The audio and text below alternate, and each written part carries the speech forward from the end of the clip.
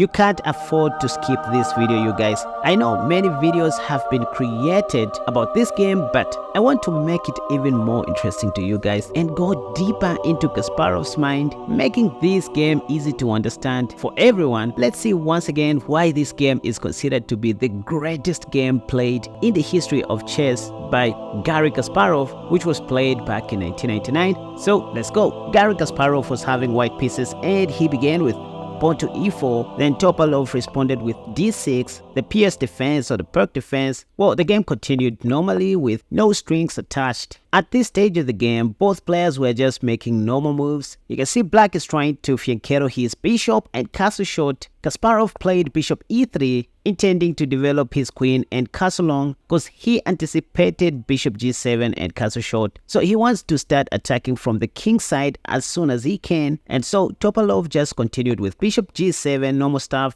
queen d2. Then instead of castling short, which is the top played move, in the Lichess database, Topalov played pawn to c6, kind of the check defense combined with a pure setup. So you guys who have difficulties playing against the PS or the check, learn from what Kasparov did in this game. He played pawn to f3. This is also the typical idea in the Sicilian defense and even the perk defense, the King's Indian defense. Black will oftentimes start expanding on the queen side, which Topalov started doing immediately before castling short, you can see. So knight e2 was played. Then what else? Knight bd7, trying to bring the knight into the game once again after pawn to a5. Imagine if Kasparov rushes to castle long, this attack will be deadly. So anyways, again Kasparov could have played many other good moves like pawn to g4, h4 or knight g3, but out of everything he chose bishop h6 because he waited enough for Black to castle short, and so he couldn't wait anymore. So Topalov took, then Kasparov took as well. So you can see that both parties are delaying to castle because of the nature of the game. So bishop b7 was played anyways. Pawn to a3, just preventing this. e5, Kasparov finally castled long because it seems like there's not any other way to progress. I mean, queen e7 was played. Black is trying to do the same. So king b1 was played. You want to completely put your king to safety, so there's no tactics behind this move. a6 was played. Solidifying the queen side before castling long. So these are just strategies, by the way. No theory attached to these moves. Now Kasparov would love to develop his last minor piece, which is blocking the two rooks. So that's why he played knight c1, trying to develop the bishop and also activating his knight on a better square someday. So Topalov castled long, then knight b3 came with some ideas of going knight a5 in the near future. E takes d5, rook takes d5. At this point of the game, you guys, Kasparov doesn't yet know how the game will end. He's just trying to improve his position, which is what strong players do. For example, in this position, after knight b6 was played, this is where Kasparov started thinking. He visualized his light-squared bishop sitting on h3, cutting off this diagonal, hence controlling these light squares, as you can see, which is why he played pawn to g3. And Topalov played king b8, moving away from the upcoming danger. And most of the times when you castle long, it's just good to move your king one step further, just like what Kasparov did, to avoid all sorts of tactics. So knight a5 was played by Kasparov, trying to get rid of Topalov's active bishop.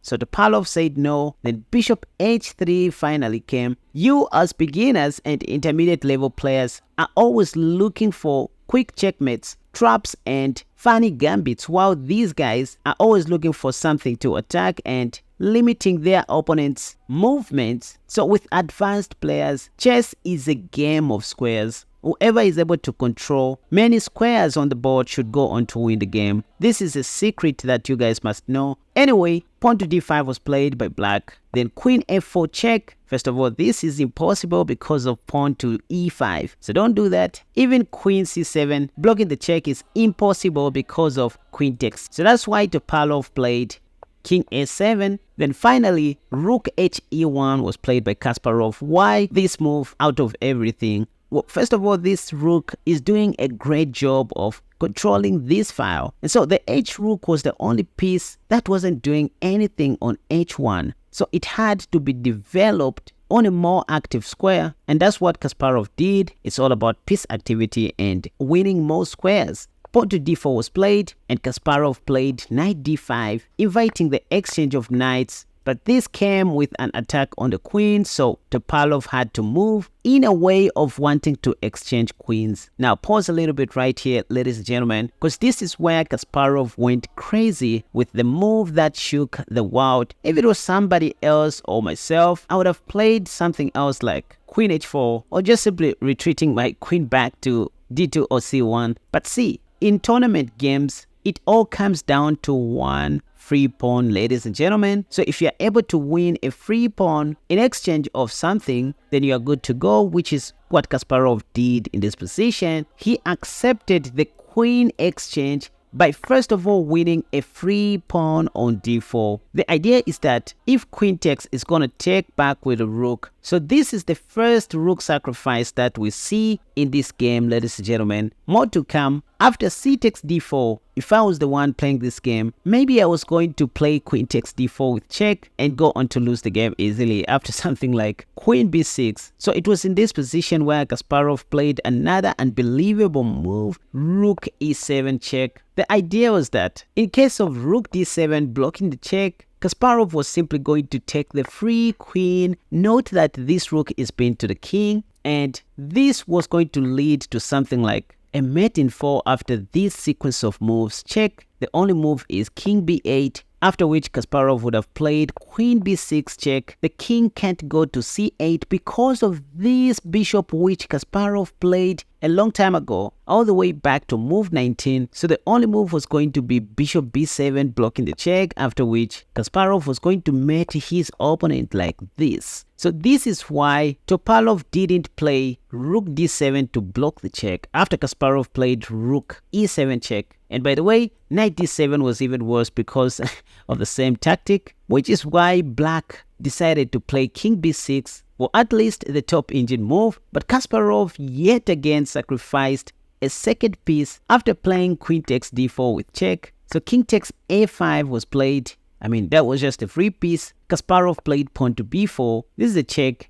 King a4 was played. It looks like the show is over. The thing is, it can only take one reluctant move like rook takes c7 or rook d5 for black to come back into the game, as you can see by the evil bar. Therefore, Kasparov found the only best move to the human eye, queen c3, intending to checkmate on b3 just like that. But even though this game is considered to be the greatest game ever played by Kasparov, Stockfish wanted Kasparov to play rook a7 to maintain the advantage, because if queen takes d5, there was a mate in 1 here that was going to happen. And let's say if black took with the bishop instead of the queen, Stockfish calculates about checkmate in 17, beginning with the move queen c3 now. And let's say if black played rook he8, because there's nothing that they could have done, Kasparov was simply going to play king b2. You may think queen e5 pins the queen to the king, so there's no checkmate, but there's rook takes s6 checkmate once again. So this is what Stockfish wanted Kasparov to play back on move 28 instead of queen c3, which he played. However, this is still considered to be Kasparov's greatest game at human level. So to stop queen b3 checkmate,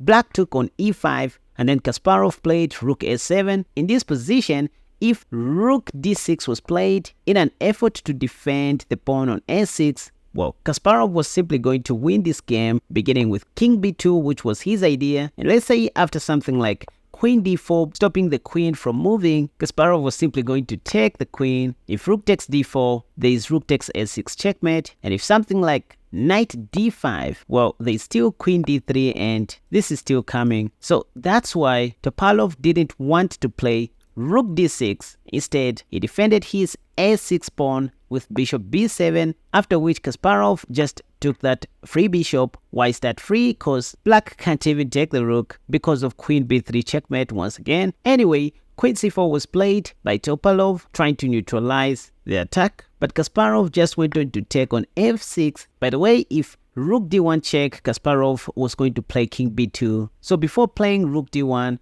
Topalov thought of taking on a3 first. You can see how the evil bar is jumping up and down, which tells you to say the more you keep on attacking your opponent, the more you increase their chances to blunder. And this is what made Kasparov to be so good, because he was an attacking player. Give a strong player nothing to attack and they will become just like you. I mean, an average player. So Kasparov played queen takes a6 check, but hey, Topalov just took on b4. Then once again, because this king is so exposed, Kasparov came up with another brilliant move, pawn to c3 check. First of all, if the king moves, there is this. Similarly, if king c5, there is rook c7 check and black is going to lose the queen. So Topalov just took, and it looks like Kasparov's attack is slowly vanishing, but the man couldn't just stop. He played queen a1 check, not giving black time to get back into the game. King d2 was played.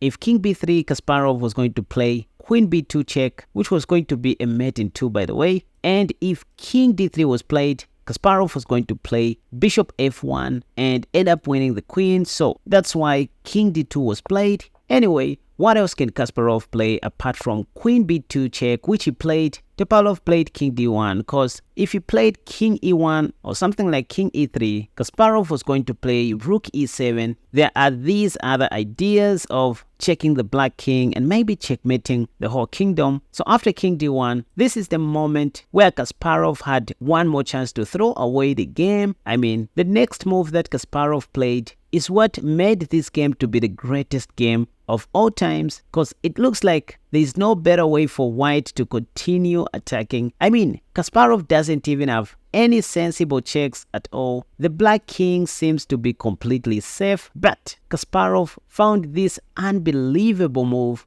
bishop f1. First of all, this move stops queen d3 check and also attacks the queen. So to apply the rule, offense is the best defense, rook d2 was played, saying, you can take my queen, but I'm going to take your queen as well. But again, Kasparov came up with another brilliant move, ladies and gentlemen.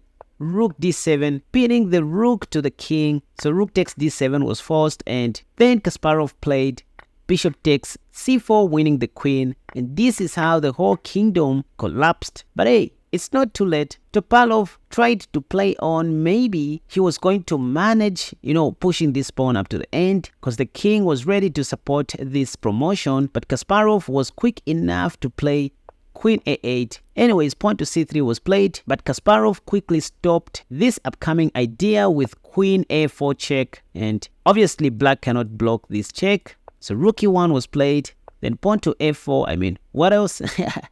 f5.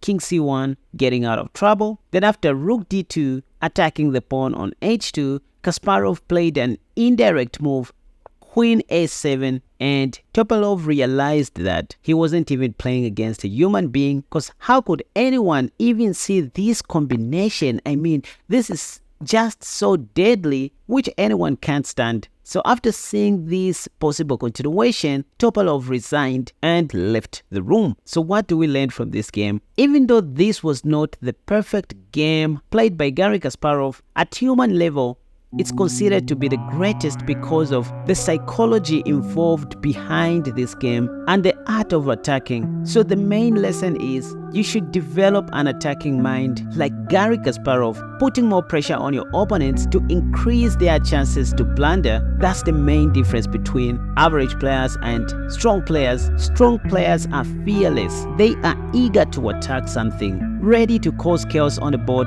trying to confuse the enemy, because most human beings tend to make bad decisions when they are working under pressure. Given a chance, go ahead and attack, and in case they attack you first, find a way to defend in the way of counter-attacking. So that's it for today, you guys. I hope you enjoyed watching this video and I hope you learned something out of it. Share this video if you can and let me know in the comment section if you think this is the greatest game of all time. See you in my next video. Until next time, bye bye.